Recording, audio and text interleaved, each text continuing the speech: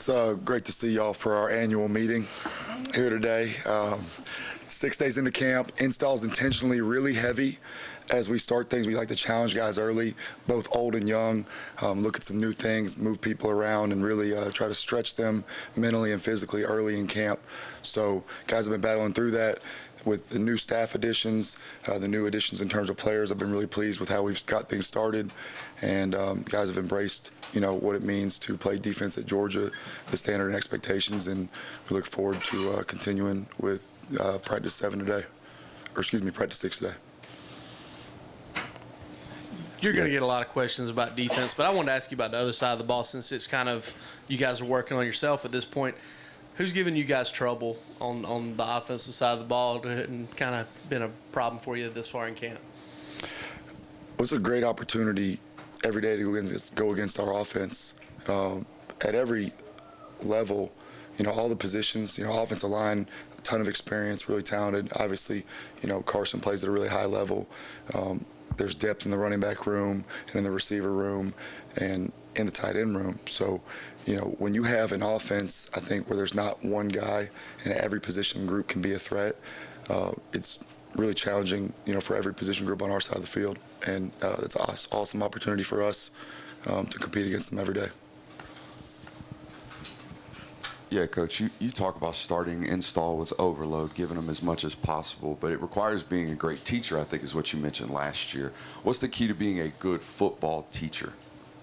I don't know about overload. We just like to challenge them because growth in anything you do comes from challenging yourself.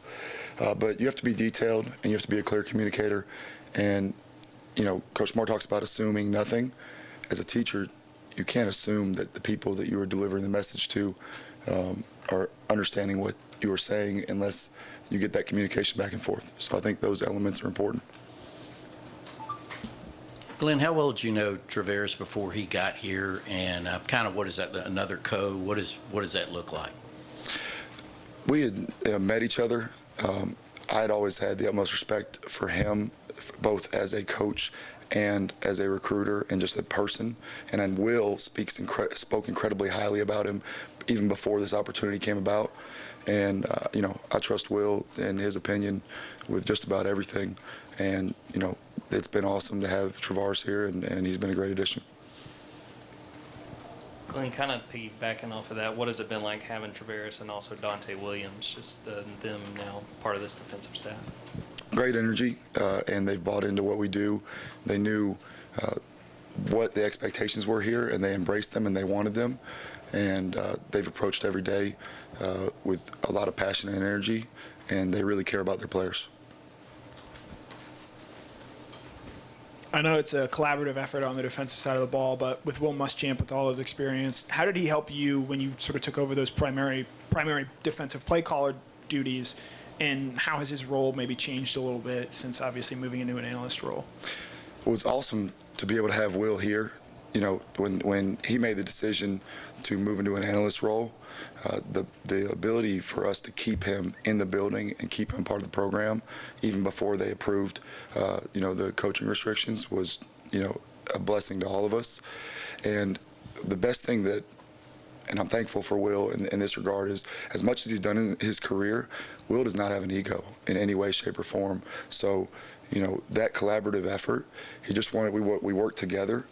He helped me grow in a lot of ways, and when things were difficult, he was a great, supporting cast member, and we worked, together as the whole defensive staff does every year.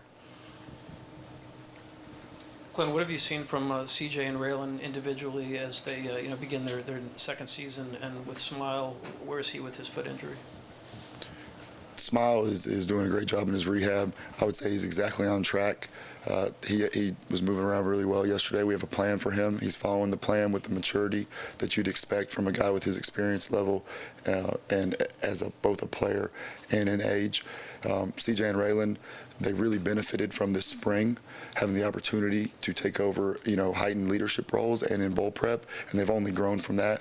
I think you see an increased confidence in them, and those guys are really mature beyond their years in terms of how they prepare, and so they've been growing every day, and I'm excited about how they're going to play this year.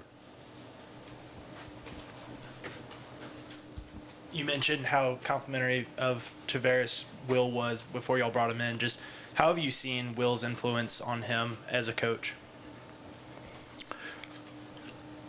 I think, they talk about your closest circle of friends. Those are the people you end up being most like. Those influences as it pertains to T-Rob is he's incredibly passionate. He cares about the players. He is detailed, and he has he attacks everything that he does. He's not passive. He's urgent, and he's a really good football coach. Yeah, Coach Smart talked about developing depth on the defensive line the other day. Just what have you seen so far in camp from both the younger guys taking on bigger roles, but also some of those veterans coming back, like Nazir, I know Terry and Warren are battling through injuries, but some of the veterans as well. We're still in the infancy of pads, and so I think that we're going to really see that group take the next step as we continue to have more padded practices. There's a lot of other positions where you can benefit from non-padded practices in terms of executing assignments, covering people, and things of that nature. But you only really get highly skilled at your craft up front and develop by putting the pads on and striking blockers and feeling, a 700 pounds in a double team, on that force on your body. So I think we're going to see those next steps being taken over the coming weeks. Glenn, on Jalen Walker, he likes to, call himself a hybrid guy, but how do you maximize him and make sure that he's not just a jack of all trades, master of none kind of guy? Well, I think we have a responsibility in two ways in everything we do. One, to do what's best for this team and this defense to be successful, as a unit, because those guys care about the collective goals. That's part of why they came here, the connection and the ability to play and compete for championships and play great defense. Two, we have a responsibility for each player to put them in the best position to have a career in football if their ability gives them the opportunity to do that. And so with Jalen, we have to expand his role because he's a talented player. And the best way to expand his role is to continue to develop him as a hybrid player while also, maximizing his opportunities to, do what he does best. So he's actually, he's really improved in both areas. And the way he's attacked practice, both from an effort and a leadership standpoint, has been really impressive. So I'm excited about where he's going. Yeah, Coach, I'm sure you've talked about this in years past, but could you talk a little bit about your start in coaching? You started as a student assistant at Alabama, just the opportunity there, and then just what someone like you might have to overcome if they didn't necessarily play the game at a high level, but ultimately reach the pinnacle of it as a coach. I'm going to try to sum this up to my best of my ability because that's a long story. But essentially, going into my senior year of high school, my dad was a coach, my mom was a coach, and I didn't necessarily ever want to be a coach, but I always wanted to be involved in athletics in some shape or form. Going into my senior year of high school, there was a moment at football practice where I helped another player with something, and I had the biggest rush of my life seeing them be successful after me helping them in some way, shape, or form. And kind of at that moment, I knew I wanted to coach. And my dad had played for Bear Bryant at Alabama. There's a Bryant scholarship. I had the opportunity to go there. And I essentially just came in and worked for, nothing at first and tried to just do anything I could to earn trust and respect and then grow my football knowledge from that point. I didn't necessarily set out to be a college football coach at that point. I just wanted to be a football coach. And then it's led me here, and I've tried to do the best job I could at each step of the journey. But that's as concise as I can be there. But that's kind of the summary. Yeah, I guess similar to Jalen Walker, with Michael Williams playing both defensive line and edge, how do you go about getting the most out of him this season, especially with those responsibilities increasing at outside linebacker? Because of the style of defense that we play, the different personnel groupings, the packages, the way that we rotate and mix and match based on our opponent, the situation in the game, I think it gives us the opportunity to dual train guys like Michael, guys like Jalen, guys like Gabe Harris. There's a lot of guys in the secondary. There's guys who play safety and star. We do this a lot in practice. On game day, their roles is based on what we think is best to win the game.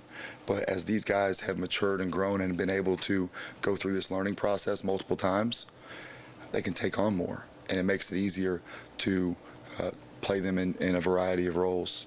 And guys that can do multiple things, you obviously want to find ways to highlight them if they're productive. And Mikel's one of those guys, so he's going to, affect the game in a variety of ways this year. What have you seen out of that outside linebacker room to this point in camp? Those guys really starting in the off season, it was really unique.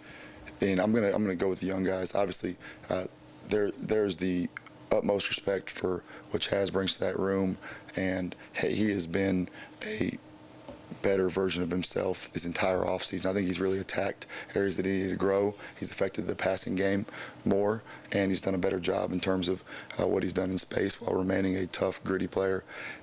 Kind of that sums up the whole room in a lot of ways. You have guys that last year with some of the young guys who are they were really good in one area, and that position requires a lot. You have to be able to cover, Robert Beal is running down the field covering Emeka Egbuka in the peach ball on a wheel route, stride for stride with him, right? That's part of the job responsibility. You have to be able to set edges and rush the passer. It's because of the style of defense we play, it's a really hybrid role, even though it's an edge player. So those guys in that room have all kind of attacked their weaknesses, whether that's Damon's put on a lot of weight, gotten stronger in the run game. Gabe has become a position versatile player that, was really just a hand-down DN before, and now he's a much more well-rounded out player. Sam Mpemba, he's a guy that didn't play a lot of outside backer before his senior year at IMG, and so he's grown a lot as a football player. That whole room, and Quindavis Johnson has done a really good job. So those guys that are in that room, I think that they've all attacked the areas they needed to improve, which is what you expect of people if they want to grow, and they've done a really good job. So I'm pleased with that room to this point in camp. Coach, we're approaching the 3-week mark to the opener against Clemson. Never too early to talk about that. What can you tell us at this point about what you know about Clemson, and how different might they be than maybe when you guys opened against them in 2021, or that's some things you're still trying to figure out? I think when the purpose of camp, right, is that we are, our focus right now is on getting better. It's focusing on our installation, focusing on our players and their development. When it's this window of time for these 2 weeks that you have to attack your technique and fundamentals, okay, your mental part of the game, your every area that you need to focus on toward yourself. Because if you become a better player, if each person, each coach grows themselves over this period of time, that'll pay more dividends than just about anything that you'll do in opponent prep. In terms of them, we shift our focus once we've made it through the conclusion of camp and we've kind of figured out who's on the bus and what seats are they in. And in terms of their program, obviously what Coach Swinney has done there has been outstanding. They added, they have Coach Riley, Garrett Riley, that was at the offensive coordinator at TCU when they were outstanding the year we played them in the national title game, and then they added Matt Luke to the rest of their offensive staff, and it should be a great game. What are you looking to differentiate between Daniel Harris, Julio, as they compete at cornerback? Well, that whole room is still in competition, so I just single out those two guys. There's a lot of young players in that room, because whether it's young based on experience or age, everybody is constantly growing. And I think when you look at them, you have to be able, when to play corner in college football, you have to be able to not only be a guy that's a man-to-man cover guy, you have to be able to show up in the run game, perimeter block destruction for bubble screens, and be a good tackler. So that's really what we need out of that position in general, is to be able to be successful in man-to-man, play the ball down the field, and still be able to be a factor in the perimeter block destruction game and tackling. And I think that, those guys flash in each of those areas, but increased toughness is a mantra that's part of the Georgia defense, part of playing defense in general. And as those guys continue to grow in that area, they'll become better players. Yeah, Kirby at SEC Media Days mentioned KJ Bolden, said he prepares like a veteran even as a young player. Wouldn't ask you to speak for Kirby on that, but what does that mean to you? What do you think he's probably talking about there?